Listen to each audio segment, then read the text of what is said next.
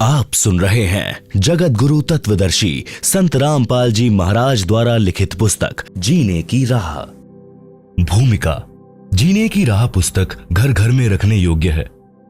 इसके पढ़ने तथा अमल करने से लोक तथा परलोक दोनों में सुखी रहोगे, पापों से बचोगे, घर की कलह समाप्त हो जाएगी, बहू बेटे अपने माता पिता की विशेष सेवा किया करेंगे, घर में परमात्मा का निवास होगा, भूत प्रेत पितर भैरव बैताल जैसी बुरी आत्माएं उस परिवार के आसपास नहीं आएंगी, देवता उस भक्त परिवार की सुरक्षा करते हैं, अकाल मृत्यु उस भक्त की नहीं होगी जो इस पुस्तक को पढ़कर दीक्षा लेकर मर्यादा में रहकर साधना करेगा। इस पुस्तक को पढ़ने से उजड़े परिवार बस जाएंगे।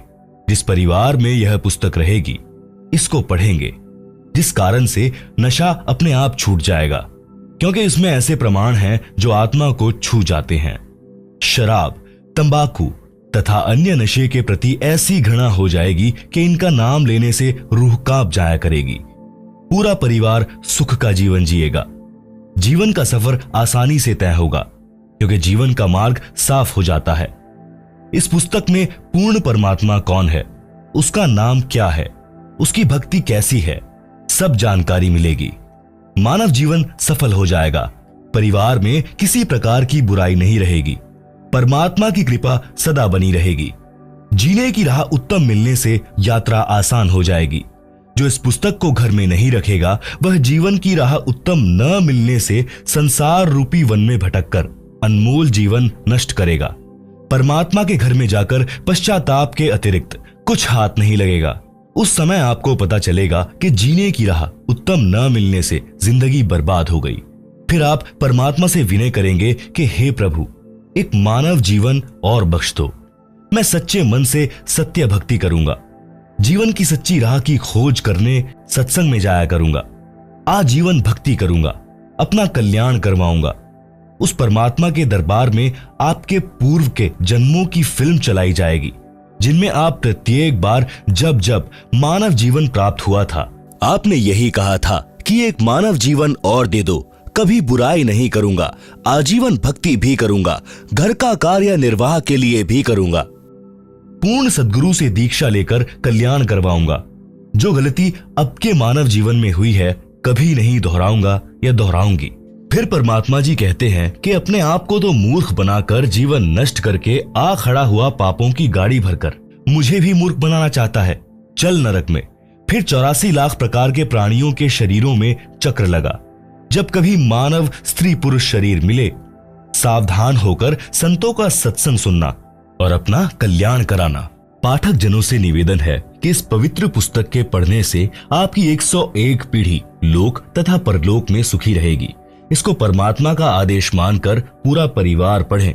एक पढ़े, अन्य सुने, या एक से अधिक पुस्तक लेकर भिन्न भिन्न प्रतिदिन पढ़े। इसमें लिखे प्रत्येक प्रकरण को सत्य माने, मजाक में न ले।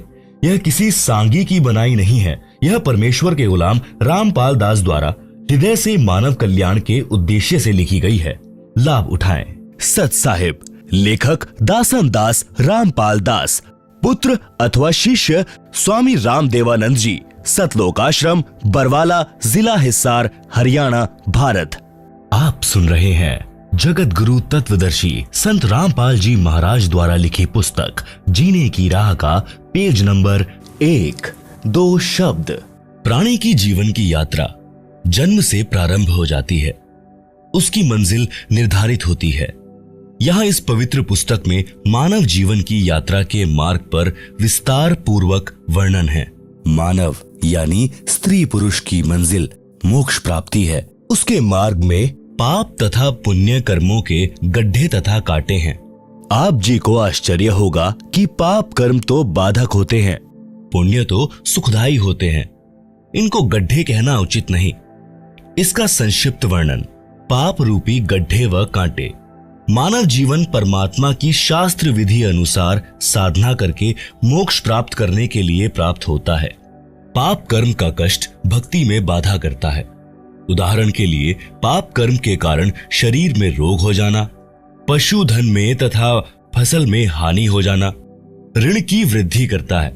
ऋणी व्यक्ति दिन रात चिंतित रहता है, वह भक्ति नहीं कर पाता। पूर्ण सद्गुरु से दीक्षा लेने के पश्चात परमेश्वर उस भक्त के उपरोक्त कष्ट समाप्त कर देता है। तब भक्त अपनी भक्ति अधिक श्रद्धा से करने लगता है। परमात्मा पर विश्वास बढ़ता है, दृढ़ होता है। परंतु भक्त को परमात्मा के प्रति समर्पित होना चाहिए। जैसे पतिव्रता स्त्री अपने पति के अतिरिक्त किसी अन्य पुरुष को काम पूर्ति के लिए स्वप्न में भी नहीं चाहती, चाहे कोई कितना ही सुंदर हो। उसका पति अपनी पत्नी को हर संभव कोशिश करके सर्व सुविधाएं उपलब्ध करवाता है, विशेष प्रेम करता है। इसी प्रकार दीक्षा लेने के पश्चात आत्मा का संयोग परमात्मा से होता है। गुरुजी आत्मा का विवाह परमात्मा से करवा देता है। यदि वह मानव शरीरधारी आत्मा अपने पति परमेश्वर के प्रति पतिव्रता की तरह समर्पित रहती है, यानी पूर्ण परमात्मा के अतिरिक्त अन्य किसी देवी देवता से मनोकामना की पूर्ति नहीं चाहती है, तो उसका पति परमेश्वर उसके जीवन मार्ग में बाधक सब पाप कर्मों के कांटों को बुहार देता है। उस आत्मा की जीने की राह सुगम व बाधा रहित हो जाती है। उसको मंजिल सरलता से मिल जाती है। उस आत्मा के लिए परमात्मा क्या करता है, उसको संत गरीबदास जी ने परमेश्वर कबीर जी से प्राप्त ज्ञान को इस प्रकार बताया है। गरीबदास जी कहते हैं, पतिव्रता जमी पर ज्यों ज्यों धरी है पावे, समर्थ झाड़ू देत है ना काटा लग जावे। कबीर परमेश्वर जी ने कहा है कि साधक के लक्षण कहूं, रहे ज्यो पतिव्रता नारी, तह कबीर परमात्मा को लगे आत्मा प्यारी। पतिव्रता के भक्ति पथ को आप साफ करें करतार, आन उपासना त्याग दे सो पतिव्रता पार। भक्ति करने से पाप नष्ट हो जाते हैं। जो भक्ति की राह में रोड़े बनते हैं, उनके लिए कबीर जी ने कहा है, जब ही सत्य नाम हृदय धरो, भयो पाप को नाश, जैसे चिंगारी अग्नि की पड़े पुराने घास। इसलिए पूर्ण गुरु से दीक्षा लेकर प्रत्येक स्त्री पुरुष, बालक, वृद्ध, युवा को भक्ति अवश्य करनी चाहिए। आप सुन रहे हैं जगत गुरु तत्वदर्शी संत रामपाल जी महाराज द्वारा लिखी पुस्तक जीने की राह का पेज नंबर 2। पुण्य भी भक्ति की राह में बाधक है। पूर्व जन्मों के पुण्य के कारण घर में धन होता है, सर्व सुविधाएं होती हैं। किसी को राजपद प्राप्त होता है जो भक्ति में बाधक होता है। वह सुख उसको परमात्मा से कोसों दूर यानी कई किलोमीटर दूर कर देता है। ऐसा सुख भी जीने की राह में रोड़ा है, परमात्मा प्राप्ति की मंजिल को दूर कर देता है। कबीर जी कहते हैं, सुख के माथे पत्थर पड़ो, नाम हृदय से जावे, बलिहारी व दुख के जो पल पल नाम रटावे। एक धनी व राजपद प्राप्त व्यक्ति को परमात्मा की कथा सुनाने की कोशिश करके देखें, उसकी बिल्कुल रुचि नहीं बनेगी। दूसरी ओर पाप कर्मों की मार झेल रहे व्यक्ति को परमात्मा चर्चा सुनाएं, उसे बताएं कि परमात्मा सर्व कष्ट दूर कर देता है। आप परमात्मा की भक्ति किया करो। देखो, अपने गांव का अमूक व्यक्ति उस संत से दीक्षा लेकर सुखी हो गया। वह भी आपकी तरह कष्ट में था, तो वह दुखी व्यक्ति भक्ति पर लग जाता है। उसके लिए वह दुख वरदान बन गया। जो सुखी है उसको कैसे समझाएं? उसके पास तो पुण्यों की मलाई पर्याप्त है। वह धनी व्यक्ति अपने पुण्यों को खा खर्च कर खाली होकर तथा पापों की मालगाड़ी भरकर मृत्यु उपरांत परमात्मा के दरबार में मुंह लटकाकर भयभीत होकर जाएगा। कुत्ते गधे सुअर के जन्म पाएगा।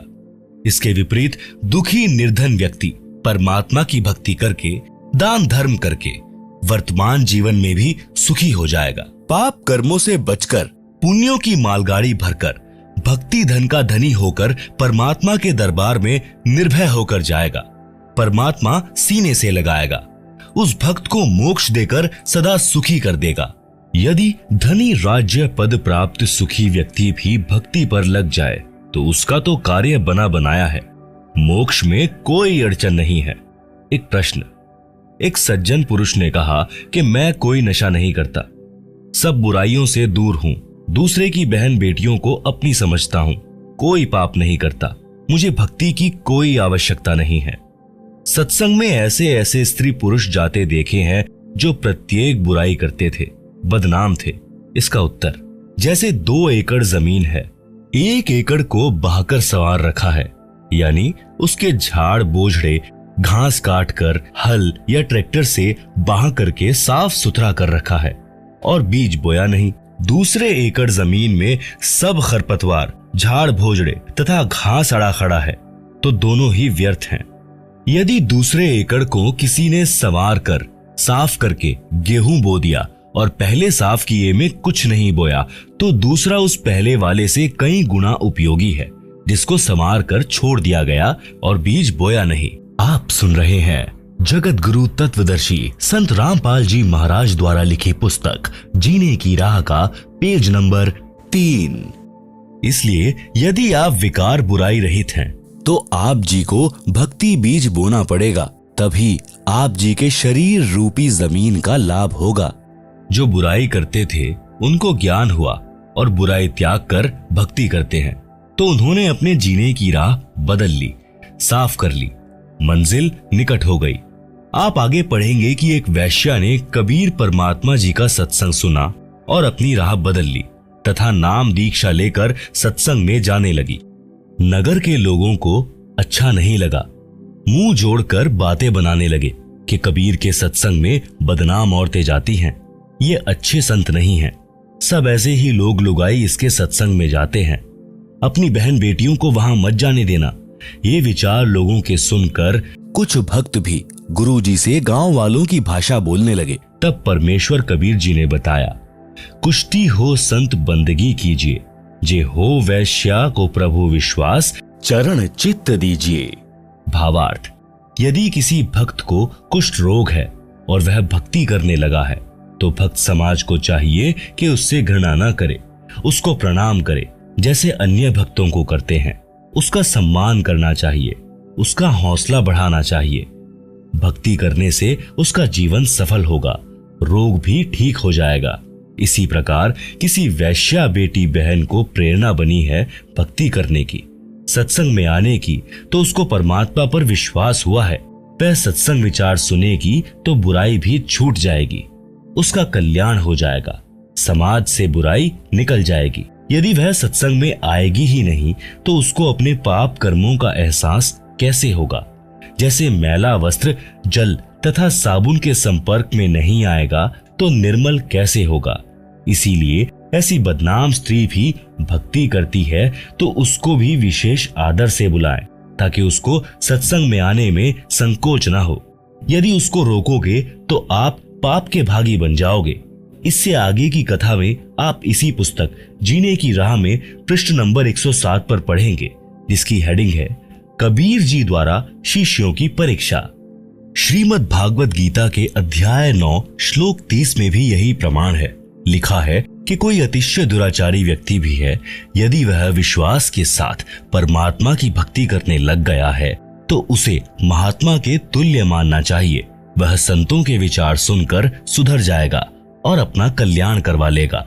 इसलिए मानव शरीरधारी प्राणी को परमात्मा की भक्ति तथा शुभ कर्म, दान धर्म गुरु जी की शरण में आकर अवश्य करने चाहिए। पूज्य कबीर परमेश्वर जी ने कहा है कि मानुष जन्म दुर्लभ है, मिले न बारंबार, तरवर से पत्ता टूट गिरे, बहुर न लागे डार। भावार्थ, कबीर परमात्मा जी ने समझाया है कि हे मानव शरीरधारी प्राणी, यह मानव जन्म स्त्री पुरुष बहुत कठिनता से युगों पर्यंत प्राप्त होता है। ये बार बार नहीं मिलता। इस शरीर के रहते रहते शुभ कर्म तथा परमात्मा की भक्ति कर, अन्यथा यह शरीर समाप्त हो गया तो आप पुनः इसी स्थिति यानी मानव शरीर को प्राप्त नहीं कर पाओगे। जैसे वृक्ष से पत्ता टूटने के पश्चात उसी डाल पर पुनः नहीं लगता। इसीलिए इस मानव शरीर के अवसर को व्यर्थ न गवा। कबीर जी ने फिर कहा, मानुष जन्म पाए कर नहीं रटे हरि नाम, जैसे कुआं जल बिना बनवाया क्या काम। भावार्थ, मानव जीवन में यदि भक्ति नहीं करता तो वह जीवन ऐसा है जैसे सुंदर कुआं बना रखा है। यदि उसमें जल ही नहीं है या जल है तो खारा यानी पीने योग्य नहीं है। उसका भी नाम भले ही कुआं है, परंतु गुण कुएं वाले नहीं हैं। इसी प्रकार मनुष्य भक्ति नहीं करता तो उसको भी मानव कहते हैं, परंतु मनुष्य वाले गुण नहीं हैं। पूर्व जन्मों में किए शुभ अशुभ कर्मों तथा भक्ति के कारण कोई स्वस्थ है, वह अचानक रोगी हो जाता है और लाखों रुपए उपचार पर खर्च करके मृत्यु को प्राप्त हो जाता है। कोई जन्म से रोगी होता है, आजीवन कष्ट भोग कर मर जाता है। कोई निर्धन होता है, कोई धनवान ही जन्मता है। किसी के लड़के लड़की होते हैं तो किसी को संतान प्राप्त ही नहीं होती, किसी को पुत्री पुत्री ही संतान होती है, चाहने पर भी पुत्र नहीं होता। ये सब पूर्व जन्मों के कर्मों का फल मानव भोगता है। जब तक पुनः भक्ति प्रारंभ नहीं करता, तब तक पूर्व वाले संस्कार ही प्राणी को प्राप्त होते हैं। जिस समय पूर्ण सद्गुरु से दीक्षा लेकर मर्यादा से भक्ति करने लगता है, तो शुभ संस्कारों में वृद्धि होने से दुख का वक्त सुख में बदलने लग जाता है। आप सुन रहे हैं जगत गुरु तत्वदर्शी संत रामपाल जी महाराज द्वारा लिखी पुस्तक जीने की राह का पेज नंबर 4, मानव जीवन की आम धारणा। जब तक यथार्थ आध्यात्मिक ज्ञान नहीं होता, तो जन साधारण की धारणा होती है कि बड़ा होकर पढ़ लिख कर अपने निर्वाह की खोज करके विवाह कराकर परिवार पोषण करेंगे, बच्चों को उच्च शिक्षा तक पढ़ाएंगे, फिर उनको रोजगार मिल जाए उनका विवाह करेंगे, परमात्मा संतान को संतान दे, फिर हमारा कर्तव्य पूरा हुआ। कई बार गांव या गवांड यानी पड़ोसी गांव के वृद्ध इकट्ठे होते तो आपस में कुशल मंगल जानते। तो एक ने कहा कि परमात्मा की कृपा से 2 लड़के तथा 2 लड़की हैं, कठिन परिश्रम करके पाला पोसा तथा पढ़ाया, विवाह कर दिया, सब के सब बेटा बेटियों वाले हैं। मेरा कार्य पूर्ण हुआ, 75 वर्ष का हो गया हूँ, अब बेशक मौत हो जाए, मेरा जीवन सफल हुआ, वंश बेल चल पड़ी, संसार में नाम रहेगा। इसका विवेचन उपरोक्त प्रसंग में जो भी प्राप्त हुआ वह पूर्व निर्धारित संस्कार ही प्राप्त हुआ, नया कुछ नहीं मिला। आप सुन रहे हैं जगत गुरु तत्वदर्शी संत रामपाल जी महाराज द्वारा लिखी पुस्तक जीने की राह का पेज नंबर 5। एक व्यक्ति का विवाह हुआ, संतान रूप में बेटी हुई। मानव समाज की धारणा रही है कि पुत्र नहीं है तो उसका वंश नहीं चलता, परंतु आध्यात्मिक ज्ञान की दृष्टि से पुत्र पुत्री में कोई अंतर नहीं माना जाता। आशा लगी कि दूसरा पुत्र तो बेटा होगा, मगर दूसरी भी लड़की हुई। फिर आशा लगी कि परमात्मा तीसरा तो पुत्र दे, परंतु तीसरी भी लड़की हुई। इस प्रकार कुल 5 बेटियां हुई, पुत्र का जन्म हुआ ही नहीं। इस उदाहरण से स्पष्ट होता है कि न तो मानव का चाहा हुआ और न ही किया हुआ, जो कुछ हुआ संस्कार वश ही हुआ। यह परमेश्वर का विधान है। मानव शरीर प्राप्त प्राणी को वर्तमान जन्म में पूर्ण संत से दीक्षा लेकर भक्ति करनी चाहिए तथा पुण्य दान, धर्म तथा शुभ कर्म अवश्य करने चाहिए। अन्यथा पूर्व जन्म के पुण्य मानव जीवन में खा खर्च कर खाली होकर परमात्मा के दरबार में जाएगा, फिर पशु आदि के जीवन भोगने पड़ेंगे। जैसे किसान अपने खेत में गेहूं, चना आदि बीजता है, फिर परिश्रम करके उन्हें परिपक्व करके घर लाकर अपने कोठे या कक्ष में भर लेता है। यदि वह पुनः बीज बोकर फसल तैयार नहीं करता है और पूर्व के वर्ष के गेहूं व चने को खा खर्च रहा है, तो वर्तमान में तो उसे कोई आपत्ति नहीं आएगी, क्योंकि पूर्व वर्ष के गेहूं चना शेष हैं। परंतु एक दिन वह पूर्व वाला संग्रह किया अन्न समाप्त हो जाएगा और वह किसान परिवार भिखारी हो जाएगा। ठीक इसी प्रकार मानव शरीर में जो भी प्राप्त हो रहा है वह पूर्व के जन्मों का संग्रह है। यदि वर्तमान में शुभ कर्म तथा भक्ति नहीं की तो भविष्य का जीवन नरक हो जाएगा। अध्यात्म ज्ञान होने के पश्चात मानव बुद्धिमान किसान की तरह प्रति वर्ष प्रत्येक मौसम में दान धर्म स्मरण रूपी फसल बोएगा तथा अपने घर में संग्रह करके खाएगा तथा बेचकर अपना खर्च भी चलाएगा। यानी पूर्ण गुरु जी से दीक्षा लेकर उनके बताए अनुसार साधना तथा दान धर्म प्रति समागम में करके भक्ति धन को संग्रह करेगा। इसीलिए परम संत मानव को जीने की राह बताता है। उसका आधार सत्य आध्यात्मिक ज्ञान सर्व ग्रंथों से प्रमाणित होता है। जैसा कि पूर्वोक्त प्रसंग में एक वृद्ध ने बताया कि सर्व संतान का पाल पोस कर विवाह कर दिया। मेरे मानव जीवन का कार्य पूरा हुआ, मेरा जीवन सफल हुआ, अब बेशक मौत आ जाए। विचारणीय विषय है कि उसने तो पूर्व का जमा ही खर्च कर दिया, भविष्य के लिए कुछ नहीं किया, जिस कारण से उस व्यक्ति का मानव जीवन व्यर्थ गया। कबीर जी ने कहा है, क्या मांगू कुछ थिर ना रहाई, देखत नैन चला जग जाई, 1 लख पूत 1.25 लख नाती, उस रावण के दीवाना बाती। भावार्थ, यदि एक मनुष्य एक पुत्र से वंशबेल को सदा बनाए रखना चाहता है तो ये उसकी भूल है। जैसे श्रीलंका के राजा रावण के 1 लाख पुत्र थे तथा 1.25 लाख पौत्र थे। वर्तमान में उसके कुल में कोई घर में दीपक जलाने वाला भी नहीं है। आप सुन रहे हैं जगत गुरु तत्वदर्शी संत रामपाल जी महाराज द्वारा लिखी पुस्तक जीने की राह का पेज नंबर 6। सब नष्ट हो गए, इसलिए हे मानव, परमात्मा से ये क्या मांगता है जो स्थायी ही नहीं है। यह अध्यात्म ज्ञान के अभाव के कारण प्रेरणा बनी है। परमात्मा आपको आपका संस्कार देता है, आपका किया कुछ नहीं हो रहा। उस वृद्ध की बात को माने कि पुत्र के होने से, वंश वृद्धि होने से संसार में नाम बना रहता है। एक गांव में प्रारंभ में 4 या 5 व्यक्ति थे। उनके वंश के सैकड़ों परिवार बने हैं। उनका वंश चल रहा है, उनका संसार में नाम भी चल रहा है, परंतु शास्त्रोक्त विधि से भक्ति न करने के कारण परमात्मा के विधानानुसार वह भला पुरुष कहीं गधा बनकर कष्ट उठा रहा होगा। वहां पर गधे के वंश की वृद्धि करके, फिर कुत्ते का जन्म प्राप्त करके, वहां उस कुल की वृद्धि करके, अन्य प्राणियों के शरीर प्राप्त करके असंख्यों जन्म कष्ट उठाएगा।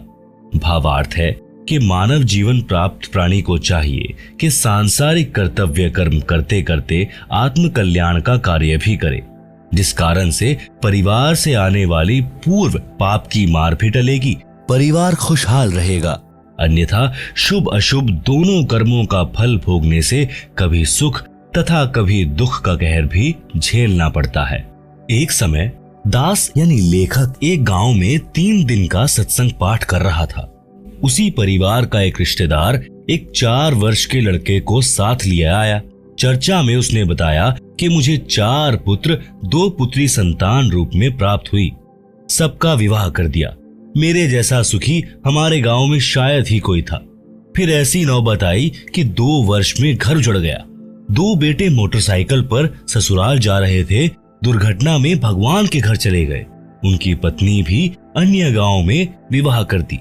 1 वर्ष पश्चात एक पुत्र को खेत में ट्यूबवेल पर रात्रि में सर्प ने डस लिया, मृत मिला। चौथा इस दुख से हृदयघात से चल बसा। सब बहुएं भी चली गई। पत्नी का मानसिक संतुलन बिगड़ गया। ये लड़का बड़ी लड़की का है, जिसके सहारे दिन काट रहा हूं। बेटी को घर पर रखा है। प्रिय पाठकों से निवेदन है कि विवेक से काम ले और मानव जीवन की सच्ची राह पकड़े, भक्ति अवश्य करें। संतान होना या ना होना ये आपके पूर्व के कर्मों का फल है। यदि संतान को धर्म कर्म का ज्ञान नहीं है तो वह चाहे कितनी ही नेक हो, कभी ना कभी गलती कर ही देगी।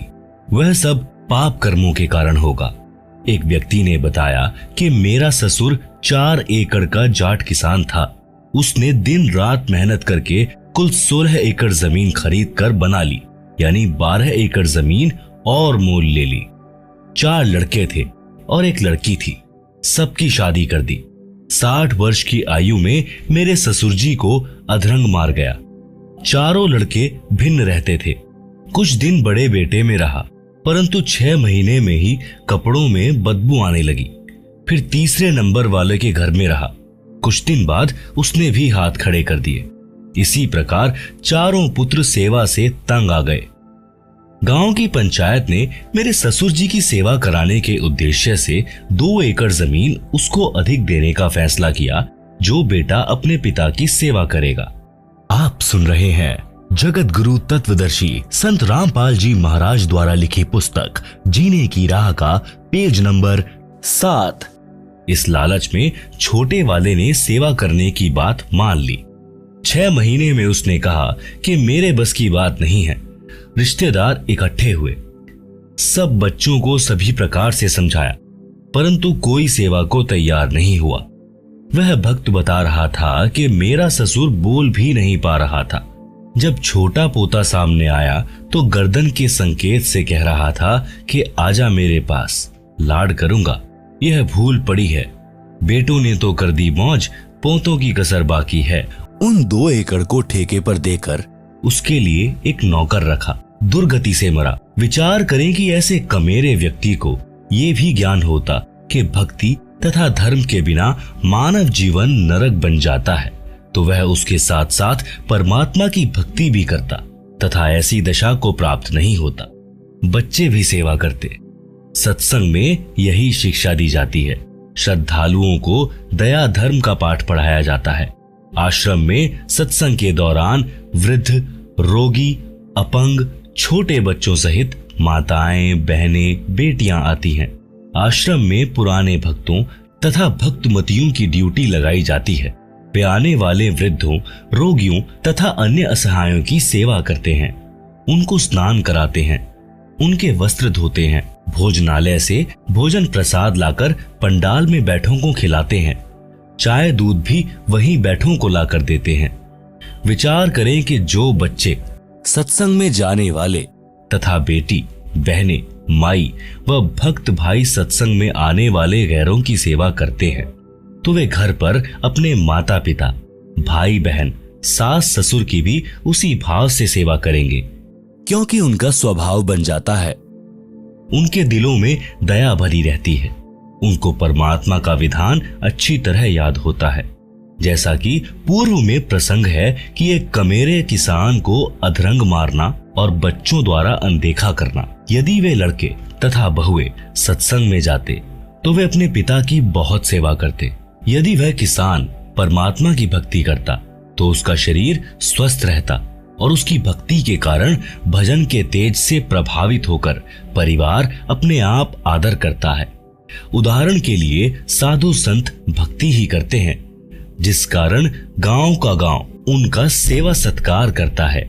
इसी प्रकार भक्ति करने से परमात्मा की शक्ति अपने आप अन्य को प्रेरित करके भक्त के अनुकूल परिस्थिति बना देती है।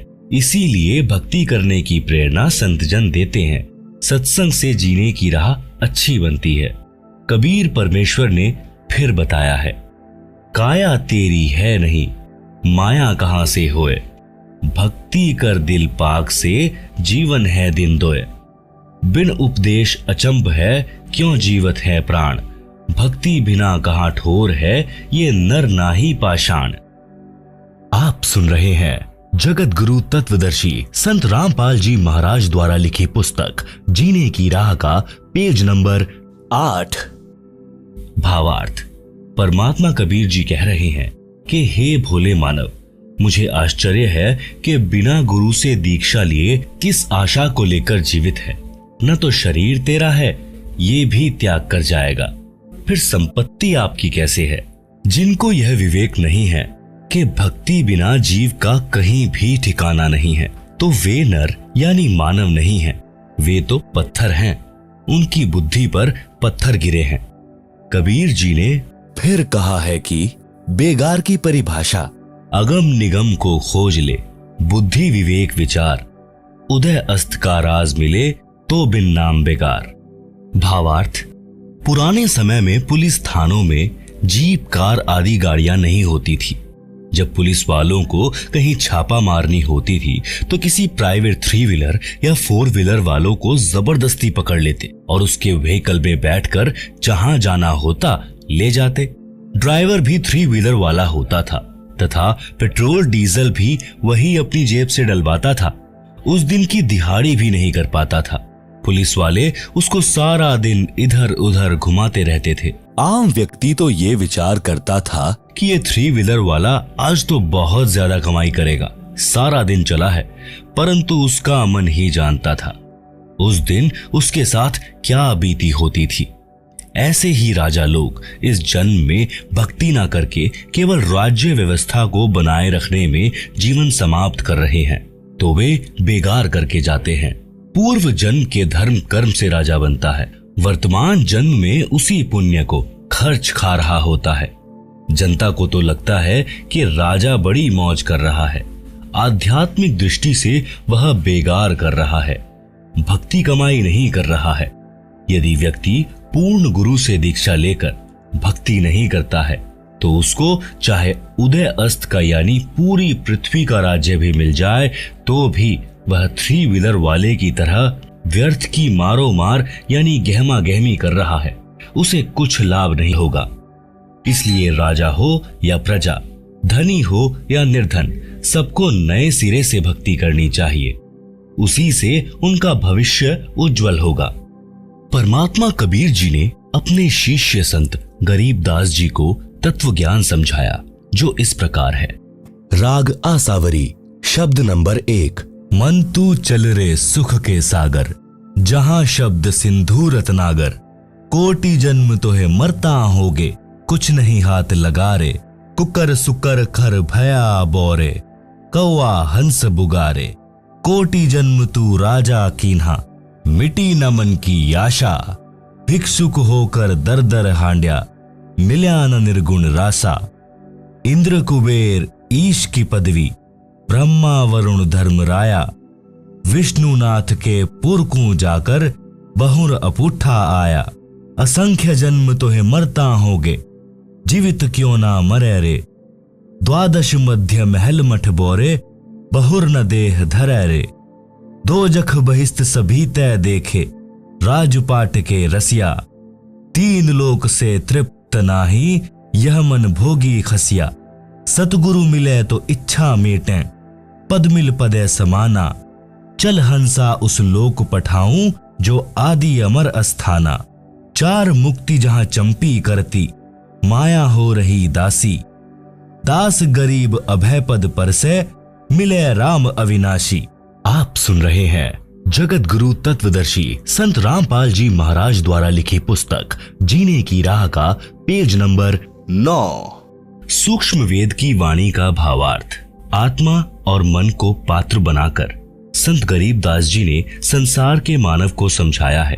कहा है कि यह संसार दुखों का घर है, इससे भिन्न एक और संसार है जहां कोई दुख नहीं है। वह स्थान यानी सनातन परम धाम सत्यलोक है तथा वहां का प्रभु अविनाशी परमेश्वर सुखों का सागर है। सुख सागर अर्थात अमर परमात्मा तथा उसकी राजधानी अमरलोक की संक्षिप्त परिभाषा बताई है। शंखो लहर मेहर की उपजे, कहर नहीं जहां कोई, दास गरीब अचल अविनाशी, सुख का सागर सोई। भावार्थ। जिस समय मैं यानी लेखक अकेला होता हूँ तो कभी कभी ऐसी हिलोर अंदर से उठती है। उस समय सब अपने से लगते हैं, चाहे किसी ने मुझे कितना ही कष्ट दे रखा हो, उसके प्रति द्वेष भावना नहीं रहती, सब पर दया भाव बन जाता है। ये स्थिति कुछ मिनट ही रहती है। उसको मेहर की लहर कहा है। सतलोक अर्थात सनातन परम धाम में जाने के पश्चात प्रत्येक प्राणी को इतना आनंद आता है। वहां पर ऐसी असंख्यों लहरें आत्मा में उठती रहती हैं। जब वह लहर मेरी आत्मा से हट जाती है तो वहीं दुखमय स्थिति प्रारंभ हो जाती है। उसने ऐसा क्यों कहा? वह व्यक्ति अच्छा नहीं है, वो हानि हो गई, यह हो गया, वो हो गया। यह कहर की लहर यानी दुख की लहर कही जाती है। उस सतलोक में असंख्य लहर मेहर की उठती हैं, यानी दया की उठती हैं। वहां कोई कहर नहीं है। वैसे तो सतलोक में कोई दुख नहीं है। कहर का अर्थ भयंकर कष्ट होता है।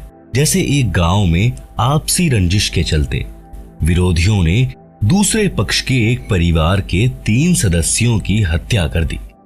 कहीं पर भूकंप के कारण हजारों व्यक्ति मर जाते हैं। उसे कहते हैं कहर टूट पड़ा या कहर कर दिया। ऊपर लिखी वाणी में सुख सागर की परिभाषा संक्षिप्त में बताई है। कहा है कि वह अमर लोक अचल अविनाशी अर्थात कभी चलायमान अर्थात ध्वंस नहीं होता तथा वहां रहने वाला परमेश्वर अविनाशी है। वह स्थान तथा परमेश्वर सुख का समुद्र है। जैसे समुद्री जहाज बंदरगाह के किनारे से 100 या 200 किलोमीटर दूर चला जाता है तो जहाज की यात्रियों को जल अर्थात समुद्र के अतिरिक्त कुछ भी दिखाई नहीं देता, सब ओर जल ही जल नजर आता है। इसी प्रकार सतलोक में सुख के अतिरिक्त कुछ भी नहीं है अर्थात वहां कोई दुख नहीं है। अब पूर्व में लिखी वाणी का सरलार्थ किया जाता है। मन तू चल रे सुख के सागर, जहां शब्द सिंधु रत्नागर, कोटि जन्म तोहे भ्रमत होगे, कुछ नहीं हाथ लगा रे, कुकर शुकर खर भया बोरे, कौआ हंस बुगारे। आप सुन रहे हैं जगत गुरु तत्वदर्शी संत रामपाल जी महाराज द्वारा लिखी पुस्तक जीने की राह का पेज नंबर 10। भावार्थ। परमेश्वर कबीर जी ने अपनी अच्छी आत्मा संत गरीबदास जी को सूक्ष्म वेद समझाया। उसको संत गरीबदास जी गांव छुड़ानी जिला झज्जर हरियाणा प्रांत ने आत्मा तथा मन को पात्र बनाकर विश्व के मानव को काल ब्रह्म के लोक का कष्ट तथा सतलोक का सुख बताकर उस परम धाम में चलने के लिए सत्य साधना जो शास्त्रोक्त है करने की प्रेरणा की है। मन तू चल रे सुख के सागर अर्थात सनातन परम धाम में चल जहां पर शब्द नष्ट नहीं होता। इसलिए शब्द का अर्थ अविनाशीपन से है कि वह स्थान अमृतत्व का सिंधु अर्थात सागर है और मोक्ष रूपी रत्न का आगर अर्थात खान है। इस काल ब्रह्म के लोक में आप जी ने भक्ति भी की, परंतु शास्त्रानुकूल साधना बताने वाले तत्वदर्शी संत न मिलने के कारण आप करोड़ों जन्मों से भटक रहे हो। करोड़ों अरबों रुपए संग्रह करने में पूरा जीवन लगा देते हो, फिर मृत्यु हो जाती है। वह जोड़ा हुआ धन जो आपके पूर्व के संस्कारों से प्राप्त हुआ था उसे छोड़कर संसार से चला गया। उस धन के संग्रह करने में जो पाप किए वे आप जी के साथ गए। आप जी ने उस मानव जीवन में तत्वदर्शी संत से दीक्षा लेकर शास्त्र विधि अनुसार भक्ति की साधना नहीं की, जिस कारण से आपको कुछ हाथ नहीं आया। पूर्व के पुण्यों के बदले धन ले लिया, वह धन यहीं रह गया, आपको कुछ भी नहीं मिला। आपको मिले धन संग्रह तथा भक्ति शास्त्रानुकूल न करने के पाप, जिनके कारण आप कुकर यानी कुत्ता, खर यानी गधा, सुकर यानी सुअर, कौवा यानी कि एक पक्षी, हंस एक पक्षी जो केवल सरोवर में मोती खाता है, बुगा बुगला पक्षी आदि आदि की योनियों को प्राप्त करके कष्ट उठाया। कोटि जन्म तू राजा कीन्हा, मिटी न मन की आशा, भिक्षुक होकर दर दर हांड्या, मिलान निर्गुण रासा। सरलार्थ। हे मानव, आप जी ने काल ब्रह्म की कठिन से कठिन साधना की, घर त्याग कर जंगल में निवास किया, फिर गांव व नगर में घर घर के द्वार पर हांड्या अर्थात घूमा। भिक्षा प्राप्ति के लिए जंगल में साधना रत साधक निकट के गांव या शहर में जाता है। एक घर से भिक्षा पूरी नहीं मिलती तो अन्य घरों से भोजन लेकर जंगल में चला जाता है। कभी कभी तो साधक एक दिन भिक्षा मांग कर लाते हैं, उसी से 2-3 दिन निर्वाह करते हैं। रोटियों को पतले कपड़े रुमाल जैसे कपड़े को छालना कहते हैं। छालने में लपेटकर वृक्ष की टहनियों से बांध देते थे। वे रोटियां सूख जाती हैं, उनको पानी में भिगोकर नरम करके खाते थे। वे प्रतिदिन भिक्षा मांगने जाने में जो समय व्यर्थ होता था उसकी बचत करके उस समय को काल ब्रह्म की साधना में लगाते थे। आप सुन रहे हैं जगत गुरु तत्वदर्शी संत रामपाल जी महाराज द्वारा लिखित पुस्तक जीने की राह का पेज नंबर 11। भावार्थ है कि जन्म मरण से छुटकारा पाने के लिए अर्थात पूर्ण मोक्ष प्राप्ति के लिए वेदों में वर्णित विधि तथा लोक वेद से घोर तप करते थे।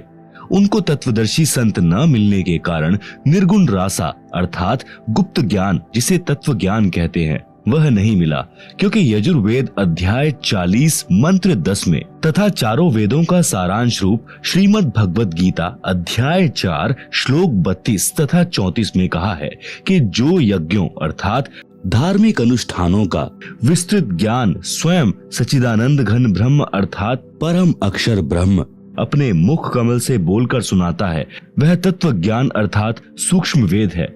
गीता ज्ञान दाता ब्रह्म ने कहा है कि उस तत्व ज्ञान को तू तत्वज्ञानियों के पास जाकर समझ। उनको दंडवत प्रणाम करने से, नम्रता पूर्वक प्रश्न करने से वे परमात्म तत्व को भली भांति जानने वाले तत्वदर्शी संत तुझे तत्व ज्ञान का उपदेश करेंगे। इससे सिद्ध हुआ कि तत्व ज्ञान न वेदों में है और न ही गीता शास्त्र में। यदि होता तो एक अध्याय और बोल देता, कह देता कि तत्व ज्ञान उस अध्याय में पढ़े।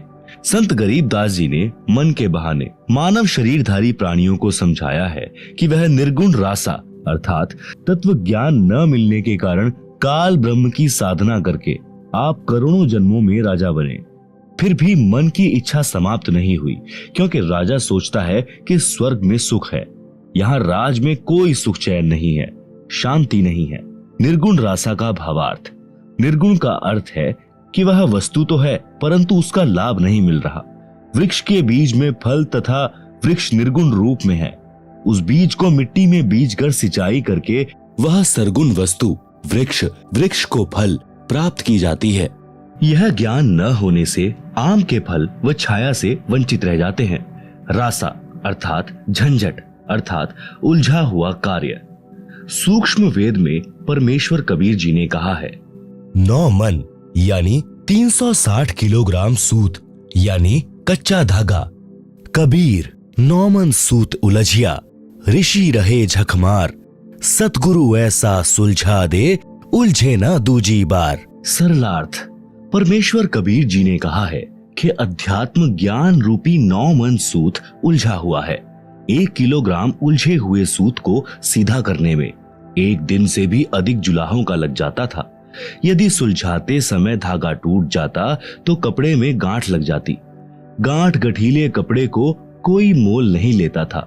इसलिए परमेश्वर कबीर जुलाहे ने जुलाहों का सटीक उदाहरण बताकर समझाया है कि अधिक उलझे हुए सूत को कोई नहीं सुलझाता था। अध्यात्म ज्ञान उसी 9 मन उलझे हुए सूत के समान है, जिसको सद्गुरु अर्थात तत्वदर्शी संत ऐसा सुलझा देगा जो पुनः नहीं उलझेगा। बिना सुलझे अध्यात्म ज्ञान के आधार से अर्थात लोक वेद के अनुसार साधना करके स्वर्ग नरक 84 लाख प्रकार के प्राणियों के जीवन, पृथ्वी पर किसी टुकड़े का राज्य, स्वर्ग का राज्य प्राप्त किया, पुनः फिर जन्म मरण के चक्र में गिरकर कष्ट पर कष्ट उठाया। परंतु काल ब्रह्म की वेदों में वर्णित विधि के अनुसार साधना करने से वह परम शांति तथा सनातन परम धाम प्राप्त नहीं हुआ, जो गीता अध्याय 18 श्लोक 62 में कहा है, और न ही परमेश्वर का वह परम पद प्राप्त हुआ, जहां जाने के पश्चात साधक लौटकर संसार में कभी नहीं आते, जो गीता अध्याय 15 श्लोक 4 में कहा है। काल ब्रह्म की साधना से निम्न लाभ होता रहता है। वाणी नंबर 3, इंद्र कुबेर ईश की पदवी, ब्रह्मा वरुण धर्मराया, विष्णुनाथ के पुरकू जाकर बहुर अपूठा आया। आप सुन रहे हैं जगत गुरु तत्वदर्शी संत रामपाल जी महाराज द्वारा लिखित पुस्तक जीने की राह का पेज नंबर 12। सरलार्थ, काल ब्रह्म की साधना करके साधक इंद्र का भी पद प्राप्त कर सकता है। इंद्र स्वर्ग के राजा का पद है। इसको देवराज अर्थात देवताओं का राजा तथा सुरपति भी कहते हैं। यह सिंचाई विभाग अर्थात वर्षा मंत्रालय भी अपने अधीन रखता है। एक प्रश्न, इंद्र की पदवी कैसे प्राप्त होती है? उत्तर, अधिक तप करने से तथा 100 मन घी का प्रयोग करके धर्म यज्ञ करने से एक धर्म यज्ञ संपन्न होती है। ऐसी 100 धर्म यज्ञ निर्विघ्न करने से इंद्र की पदवी साधक प्राप्त करता है। तप या यज्ञ के दौरान यज्ञ या तप की मर्यादा भंग हो जाती है तो नए सिरे से यज्ञ या तप करना पड़ता है। इस प्रकार इंद्र की पदवी प्राप्त होती है। एक और प्रश्न, इंद्र का शासन काल कितना है? मृत्यु उपरांत इंद्र के पद को छोड़कर प्राणी किस योनि को प्राप्त करता है? उत्तर, इंद्र स्वर्ग के राजा के पद पर 72 चौकड़ी अर्थात 72 चतुर्युग तक बना रहता है। एक चतुर्युग में सतयुग, त्रेता युग, द्वापर युग तथा कलयुग का समय होता है।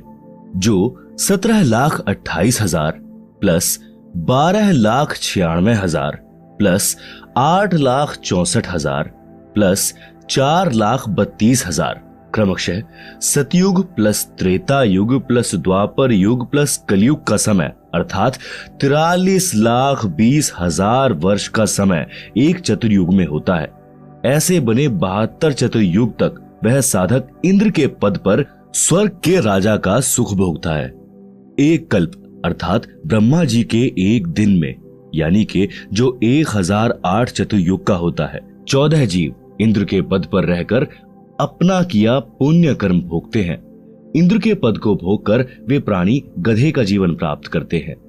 एक कथा, मार्कंडेय ऋषि तथा अप्सरा का संवाद। एक समय बंगाल की खाड़ी में मार्कंडेय ऋषि तप कर रहा था।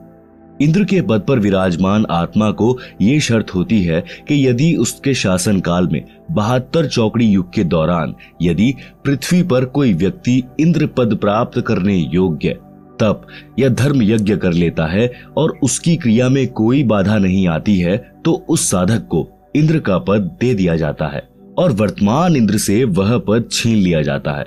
इसीलिए जहां तक संभव होता है इंद्र अपने शासन काल में किसी साधक का तप या धर्म यज्ञ पूर्ण नहीं होने देता, उसकी साधना भंग करा देता है, चाहे कुछ भी करना पड़े। आप सुन रहे हैं जगत गुरु तत्वदर्शी संत रामपाल जी महाराज द्वारा लिखी पुस्तक जीने की राह का पेज नंबर 13। जब इंद्र को उसके दूतों ने बताया कि बंगाल की खाड़ी में मार्कंडेय नामक ऋषि तप कर रहे हैं, इंद्र ने मार्कंडेय ऋषि का तप भंग करने के लिए उर्वशी यानी कि इंद्र की पत्नी भेजी। सर्व श्रृंगार करके देवपरी मार्कंडेय ऋषि के सामने नाचने गाने लगी। अपनी सिद्धि से उस स्थान पर बसंत ऋतु जैसा वातावरण बना दिया। मार्कंडेय ऋषि ने कोई उत्सुकता नहीं दिखाई। उर्वशी ने कमर का नाड़ा तोड़ दिया, निर्वस्त्र हो गई। तब मार्कंडेय ऋषि बोले, हे बेटी, हे बहन, हे माई, आप यह क्या कर रही हो? आप यहाँ गहरे जंगल में अकेली किस लिए आई? उर्वशी ने कहा कि ऋषि जी मेरे रूप को देखकर इस आरण्य खंड यानी वन खंड के सर्व साधक अपना संतुलन खो गए, परंतु आप डगमग नहीं हुए। न जाने आपकी समाधि कहाँ थी। कृपया आप मेरे साथ इंद्रलोक में चलो, नहीं तो मुझे सजा मिलेगी कि तू हार कर आ गई।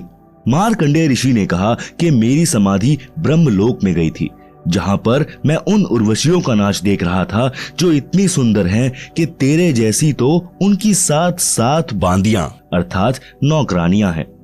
इसीलिए मैं तेरे को क्या देखता, तेरे पर क्या आसक्त होता। यदि तेरे से कोई सुंदर हो तो उसे ले आ। तब देवपरी ने कहा कि इंद्र की पटरानी अर्थात मुख्य रानी मैं ही हूँ, मुझसे सुंदर स्वर्ग में कोई औरत नहीं है। तब मार्कंडेय ऋषि ने पूछा कि इंद्र की मृत्यु होगी तब तू क्या करेगी? उर्वशी ने उत्तर दिया कि मैं 14 इंद्र भोगूंगी।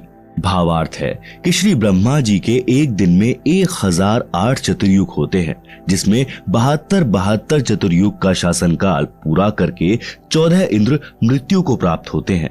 इंद्र की रानी वाली आत्मा ने किसी मानव जन्म में इतने अत्यधिक पुण्य किए थे, जिस कारण से वह 14 इंद्रों की पटरानी बनकर स्वर्ग सुख तथा पुरुष सुख को भोगेगी। मार्कंडेय ऋषि ने कहा कि वो 14 इंद्र भी मरेंगे, तब तू क्या करेगी?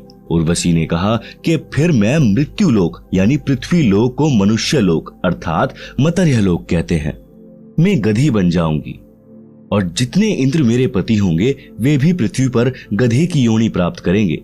मार्कंडेय ऋषि बोले, फिर मुझे ऐसे लोक में क्यों ले जा रही थी जिसका राजा गधा बनेगा और रानी गधी की योनि प्राप्त करेगी? उर्वशी बोली कि अपनी इज्जत रखने के लिए, नहीं तो वे कहेंगे कि तू हार कर आई है। मार्कंडेय ऋषि ने कहा कि गधियों की कैसी इज्जत, तू वर्तमान में भी गधी है क्योंकि तू 14 खसम करेगी और मृत्यु उपरांत तू स्वयं स्वीकार रही है कि मैं गधी बनूंगी। गधी की कैसी इज्जत? इतने में वहीं पर इंद्र आ गया, विधानानुसार अपना इंद्र का राज्य मार्कंडेय ऋषि को देने के लिए। कहा कि ऋषि जी हम हारे और आप जीते, आप इंद्र की पदवी स्वीकार करें। मार्कंडेय ऋषि बोले, अरे अरे इंद्र की पदवी मेरे किसी काम की नहीं, मेरे लिए तो काग यानी कौवे की बीट के समान है। मार्कंडेय ऋषि ने इंद्र से फिर कहा कि तू मेरे बताए अनुसार साधना कर, तेरे को ब्रह्मलोक ले चलूंगा।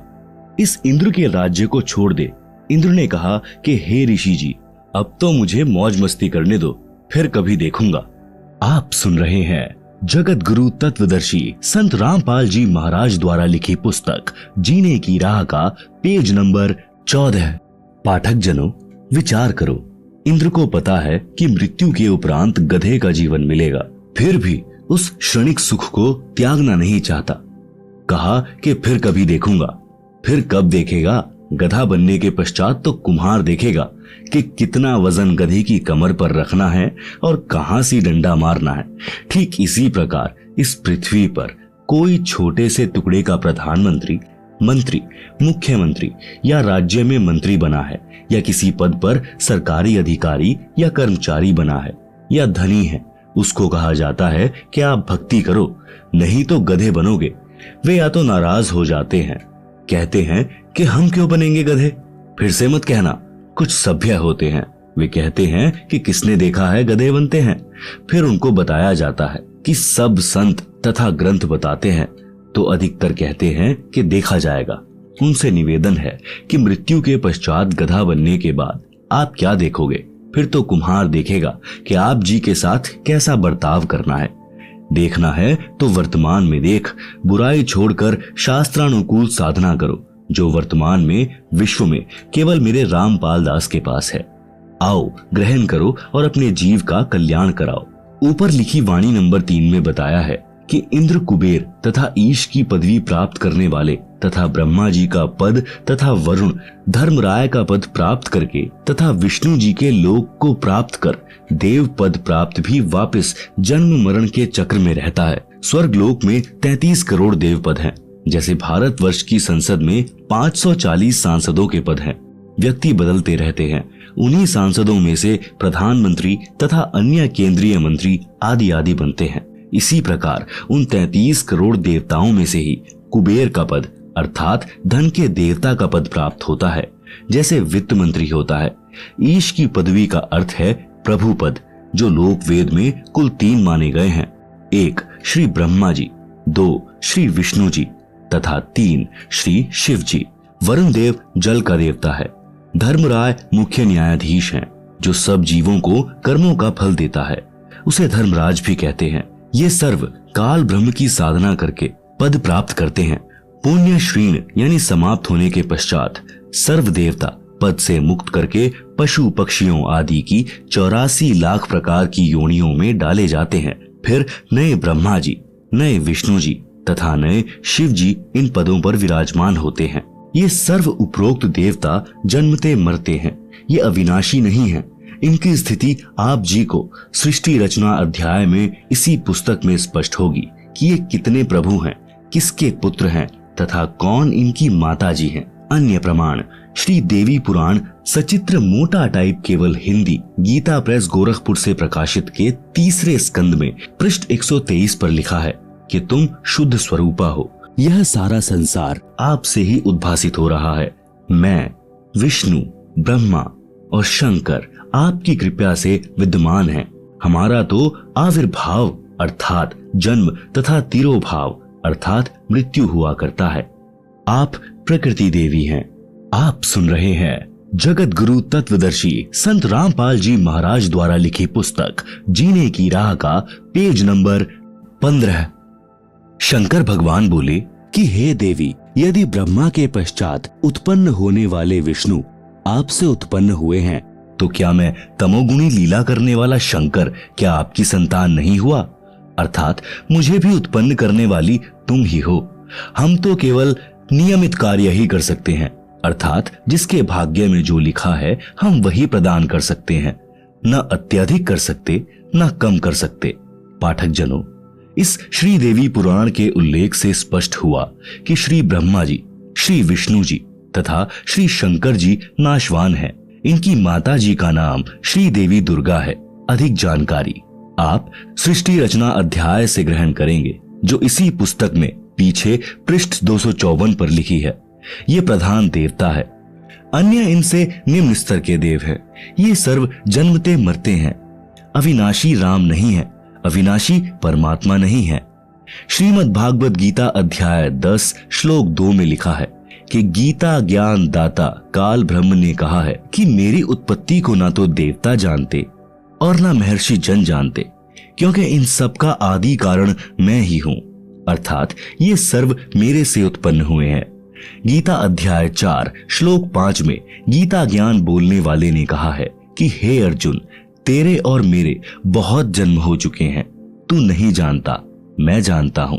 गीता अध्याय 2 श्लोक 12 में भी स्पष्ट है कि तू, मैं तथा सब राजा सेना पहले भी जन्मे थे, आगे भी जन्मेंगे।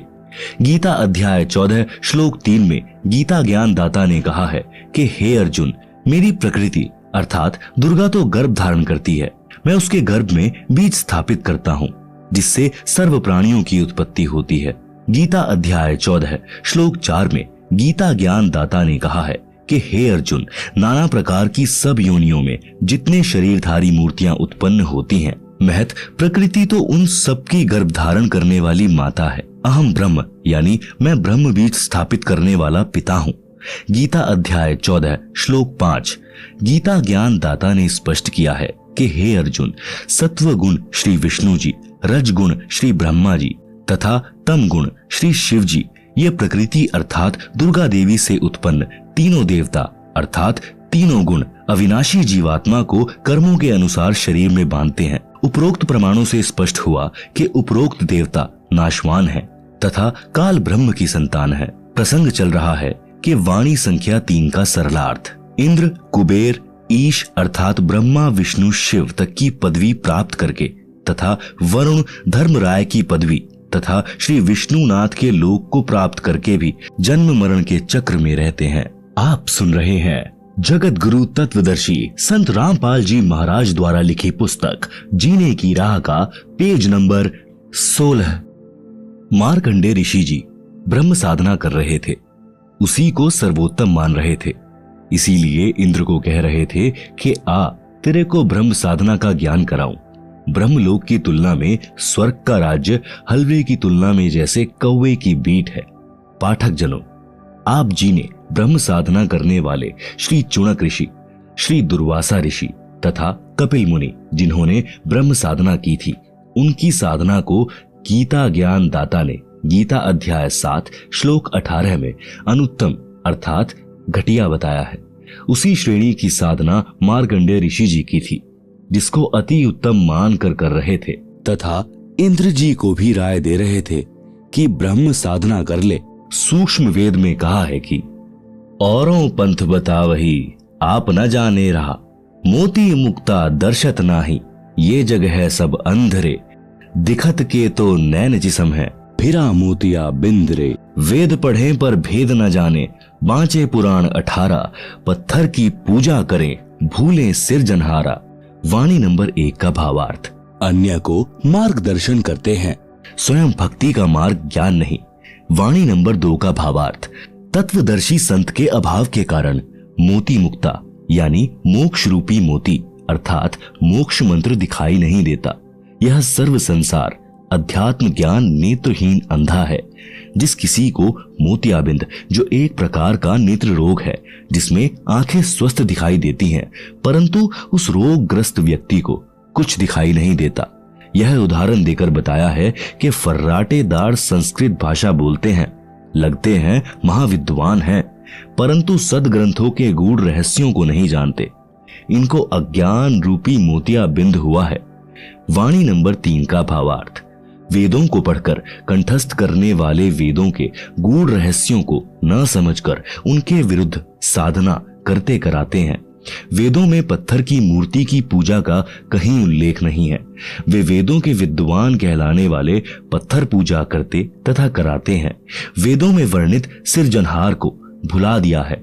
श्रीमद् भगवत गीता अध्याय 4 श्लोक 25 से 29 तक यही बताया है कि जो साधक जैसी भी साधना करता है उसे उत्तम मान कर रहा होता है। सर्व साधक अपनी अपनी भक्ति को पाप नाश करने वाली जानते हैं। गीता अध्याय 4 श्लोक 32 में स्पष्ट किया है कि यज्ञों अर्थात धार्मिक अनुष्ठानों का ज्ञान स्वयं सच्चिदानंद घन ब्रह्म ने अपने मुख कमल से बोली वाणी में विस्तार के साथ कहा है। वह तत्व ज्ञान है जिसे जानकर साधक सर्व पापों से मुक्त हो जाता है।